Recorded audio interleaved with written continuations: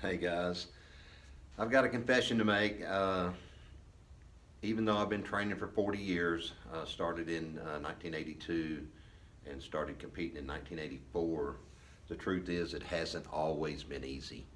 I had been competing for about 10 years and been training for about 12 and was feeling really good about the progress that I had made, up to that point, and feeling pretty positive about where it was going at that time.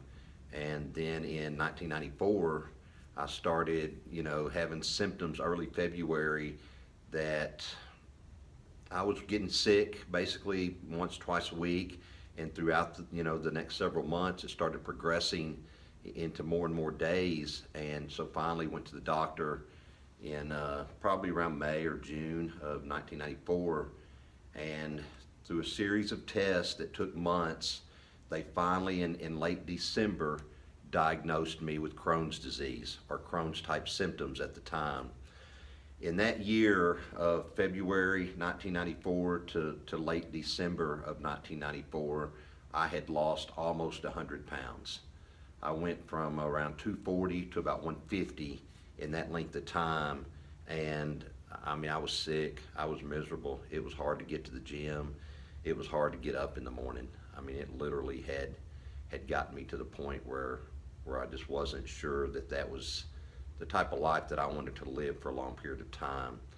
So basically, through the next several years, I battled with Crohn's, the symptoms, the depression, the anxiety, the inability to live life the way I wanted to live it. And it really had started to get the best of me. And that lasted for the better part of 10 years, basically, for me. And I guess I had fallen into that rut of being the sick person. I was the guy that had Crohn's. I was the guy that was sick all the time. I was the guy that everybody looked at and talked about what he used to be. I wasn't proud of that. It was early of 2002.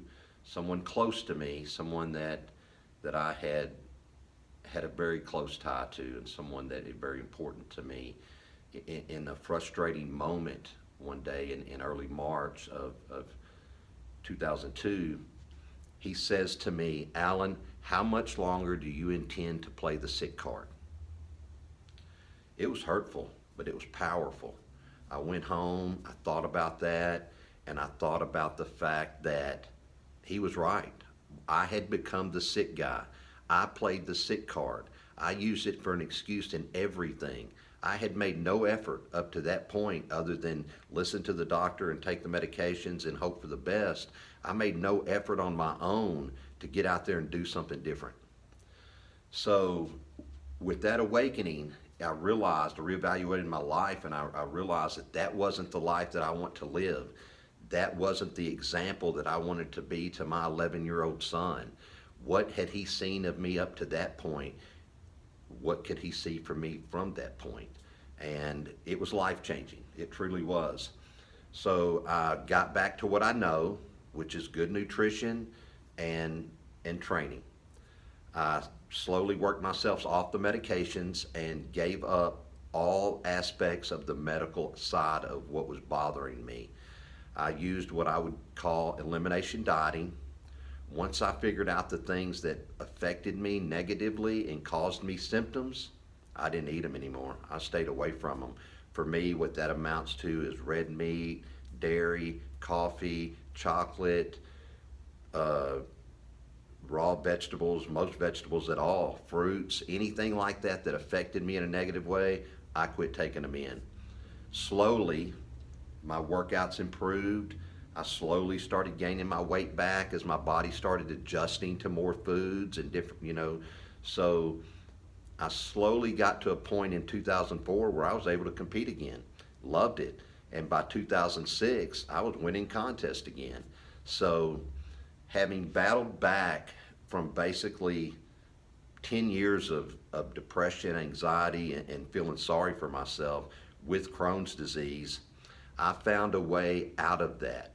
I saw a way that I could make a difference in my life and the lives of the people around me, most importantly, my son. And I feel proud of the fact that I was able to do that.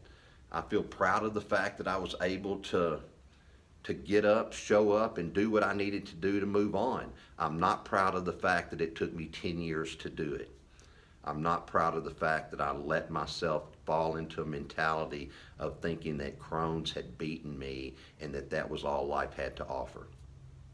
The reason I want to share this with you today is that no matter what's out there, no matter what's got a hold of you, no matter what it is, no matter how you feel today, it doesn't have to stay that way. You can make a difference in your own life. You can get up. You can show up. You can take the first step. It's not going to happen all at once, but it will happen. It will happen a little bit at a time.